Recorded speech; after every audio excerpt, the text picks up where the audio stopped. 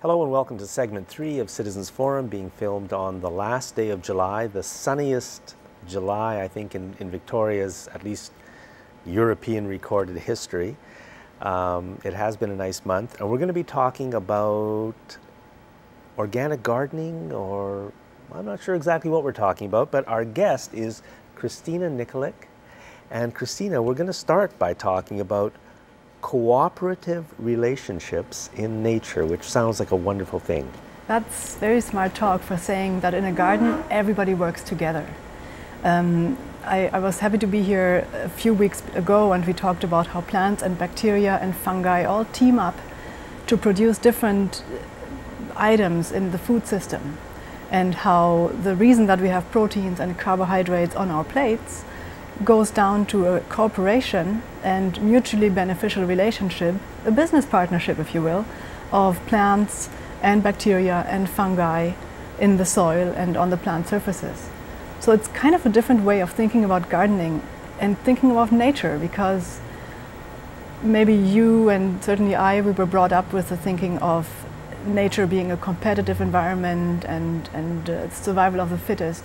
But I've since learned a lot more about ecology and found that nature is actually, the survival of the fittest includes being fit to get along with each other. And we can learn something from that. And so we found out that there's trade relationships between bacteria that can make proteins and plants that can make sugars, and so they trade each other. And then fungi that can provide phosphorus but can't make their own sugar, so the plant gives some sugars in return for the phosphorus. And then in the end, everybody dies, falls down to the ground, gets eaten by even more microbes, and their bodies and all the carbs and proteins in the bodies get returned into the cycle. So really, that whole thinking about we seemingly need synthetic fertilizers to feed the world and modify genetics of plants and animals is a huge detour from which I hope we'll come back to some saner levels of understanding how nature works and simply working with these processes. Yeah, I mean, I don't think there's anything more brilliant than the way nature works. I mean, it is absolutely brilliantly perfect. Yeah. Until you get to us, and I guess we have a role to play too, which seems to be the role of destroying the entire planet and maybe starting again from scratch. I hope that's not true. Yes. I think we have definitely a role in the ecology, as everybody else does, and we seem to be at the top of the food chain at the moment, but the downside of that is that we accumulate everything that comes from the lower levels of the food chain. So everything gets concentrated down, the nutrients do, but also the contaminants possibly. And when it comes to eating healthily, interestingly enough, our soils have been used and depleted for such a long time that they often actually lack vital trace elements and nutrients, like small amounts of obscure things that we didn't even know exist, but our bodies need them.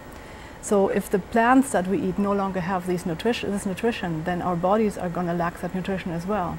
So it's becoming more and more important that we look at how to feed our soils so that our soils can feed our plants, so that our plants can feed us.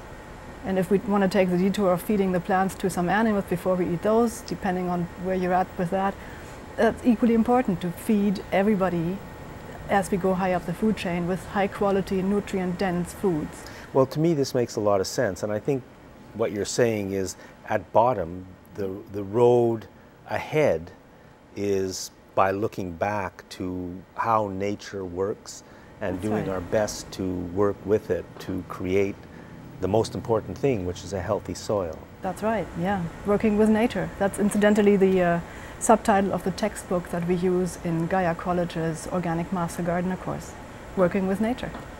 So we're growing plants, and the next thing you wanted to talk about was how important healthy plant-based foods are for our health.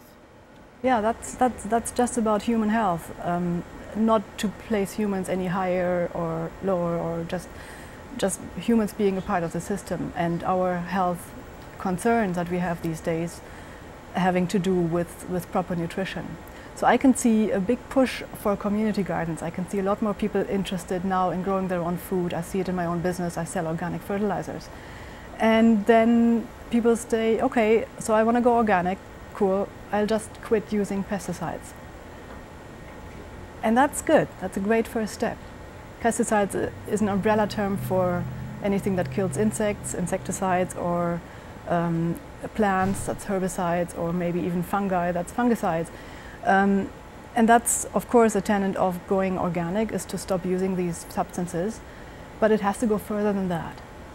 It has to include stopping the use of synthetic fertilizers, and it has to include to go through a quite radical shift in your approach and thinking about gardening. Because if organic gardeners or aspiring organic gardeners hope to get away with simply substituting less toxic alternatives for the old toxic products, then they haven't really arrived there yet. Because they might still be caught in that single cause, single effect thinking, oh, my plant seems to have this particular problem, so if I spray that particular concoction, it's going to get rid of whatever bothers my plant. However, something I've also learned in the last 8 or 10 years now is that we really have to distinguish between the symptom and the root cause of plant problems. Without a doubt, if you try to wean your garden off synthetics, cold turkey from one day to the next, there's going to be problems. There's going to be a whole lot of plants coming up that we didn't intend to grow. We call them weeds. And some of our plants might just be very sick all of a sudden and show stress. So it's important for people to realize that there's a transition time in which, if we do it right and take care of the soil and start thinking about cooperation and supporting a natural ecosystem, there will be a transition towards something self-sustaining in the garden. But it's going to take maybe 2 or 3 years, especially for things like lawns. Lawns can be very organic, but they won't be able to switch over within a few weeks or months. It's going to take a year or maybe 2 years, maybe 3 years. And then you can really see it. So, and that was the mind bender that I was so delighted to learn about. The mind bender being that the cause and effect thing was exactly the other way round than I thought. See, I was taught horticulture in Germany, and it was certainly the thinking that if the plant has this kind of pest on it, this is what you spray, pest goes away, plant is healthy. Or else, if the plant has this kind of disease on the foliage, here's what to put into the soil that will kill the disease organism, plant will be healthy. And so, that is the thing that makes me so happy, because I understand better now how to solve all these problems. Because the plant pest, which is an insect perhaps, or the plant disease, which might be a fungal spore, is only the symptom of an underlying cause. And it is a stress situation for the plant that is underlying this infestation. And the stress situation could be not enough water, wrong location, or, more often than not, wrong nutrition. So we close the circle, we come back to how important it is for everyone to eat nutrient-dense, healthy food. It goes for the plants just the same as for you and me.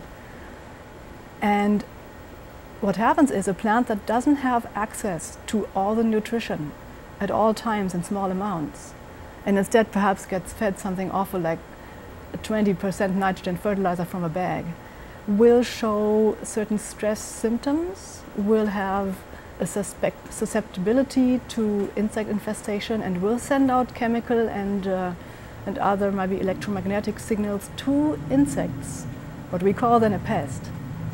To say basically, I'm feeling really crappy, I don't think I would make good nutrition for whoever comes along to eat me, because that's the ecological role of plants, is to be eaten. But if a plant is not well nourished itself, it won't make good food. So what happens is, it gets stressed out, it sends signals to the insects, come get me, take me out of the food chain, I shouldn't be here. That, to me, took a lot of acceptance, because I was certainly taught the other way. We treat the symptom, the plant will get better. The underlying cause is the plant not eating well and being susceptible to infestation, and the insects coming in not as a pest, but as nature's cleanup crew, to just remove those that aren't viable and that won't make vital food out of the system. It's a whole different way to look at aphids or earwigs or I don't know, whoever chews on plants. And there's fine lines too. It's not like all of them have the same role at all times. It's not like a few aphids are an infestation. But if, for example, your cherry tree gets eaten alive year and year and year after year after year by 10 caterpillars in the summer, it's not just the 10 caterpillars being mean to us. It's the cherry tree probably sitting in a less than ideal condition, maybe not enough sun, maybe in compacted soil that is depleted of this and that nutrient, and therefore gets so stressed out that the caterpillars come in because they have an easy game. They can read these signals. Contrary to that, I'm also sure that a healthy plant is pretty much invisible to all those insects that would normally come and eat sick plants, because it doesn't send out these stress signals. So I'm just inviting you to consider that option, that possibility that nature has a master plan that is far beyond, or not far beyond, but a little bit beyond what we learn in horticulture in conventional schools. And that's what Gaia College teaches here, is that different plant-pest relationship, and that pests really aren't, and that diseases really aren't diseases, and pests really aren't our enemies. They are messengers that tell us something about the health status of our plants, and killing the messenger has never changed the message, has it? So we better learn about what it means, what a certain aphid, a certain mite, a certain virus in the plant means, because we can find out what is it that ails my plant, how can I make it stronger, so that when it's ripe and I can harvest, I have better food. Isn't that fascinating? I just love that. Well, to me, I mean, that's the picture that I want to believe in. Yeah. I mean, I don't know if it's right, well, but it makes sense to me. It makes sense, and it's not just belief. Like, again, conventional horticulture is still stuck in something that we found out and thought we knew maybe 100, maybe 80 years ago. But soil science and plant health science hasn't stood still. And there's eminent scientists like Arden Anderson, like Carrie Reams, like Anna Primavesi, who have made great strides in researching the relationship between plant nutrition and plant health, and a plant's energetic and healthy status and its susceptibility to insect and weed pressure. So let's say you were the Federal Minister of Agriculture tomorrow, and you wanted to begin to move the entire country's food supply in the directions you're talking about. You know, a lot of farmers might say, absolutely not, I'm not doing that, at least not right now. But let's say some did. Could we help them along? Can we transform our agricultural system into something that is much better than what we're doing now? Yeah, all it takes is one weekend in a classroom. Honestly, we can teach. We have actually in the works a 3-day intensive course that covers soil science and a little bit of turf care and a little bit of plant health, ecology and all that for landscapers. And that could be easily modified for farmers. In fact, we have something on the go for farmers too. It doesn't take a lot of, I don't think it takes a lot of investment. What it does take is a willingness to leave attitude behind and leave behind what you thought you knew and open up to a different idea. A natural idea, and then to do it and to see the results, and some of them will not be satisfactory in the first years. So if I were Ministry of Agriculture, I would have funds to tide farmers over as they transition. I would have funds to hold clinics and to be, you know, in the States they have the extension service. I'd love to have the organic extension service all over the country telling farmers, try this, because here's some science that proves that plants need a certain ratio of nutrients in the soil. If the ratio is out of whack, there's problems going to happening. So we need to get away from pesticides, we need to get away from herbicides, we need to get away from chemical fertilizers. Can we do that? I think so. I think so. We need to get away from a whole bunch more things, Yeah. such as monocultures and industrial farming methods. So we're going to be looking then at a farming system that will have to be smaller farms, going back to the old family farms, which we used to have, and that would be wonderful. That would be very good. People need places to live and they need jobs to do. And here, if we could bring back the family farms, small farms in which a family could live and make a decent living, and there's no reason we can't do it. That's right.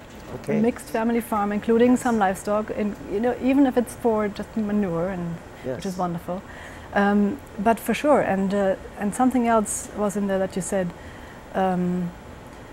There's big organic operations in BC, in Oregon, in Washington, in California that do comply with a certain standard that says you can't use pesticides, you can't use synthetics, but they still apply industrial methods. There's still monocrops, there's still, maybe there's no till, but maybe, I'm pretty sure most of them aren't able right now to have a multi-story mixed crop perennial and annual food production thing, because that's what we should be having. Yeah, but it's easy for us to say should, but we have to give people tools. You can't take stuff away without giving something back. Christina, we're almost out of time. So I know you wanted to talk a little bit about your business, which is Organic Gardener's Pantry and Gaia College. So if this intrigued your viewers, then they could visit www.gaiacollege.ca. GAIA college.ca. It's going to offer the Organic Master Gardener course coming this fall and a whole bunch of other courses. If sitting in a classroom is not your thing or you can't commit to the time, there's online courses that we can do.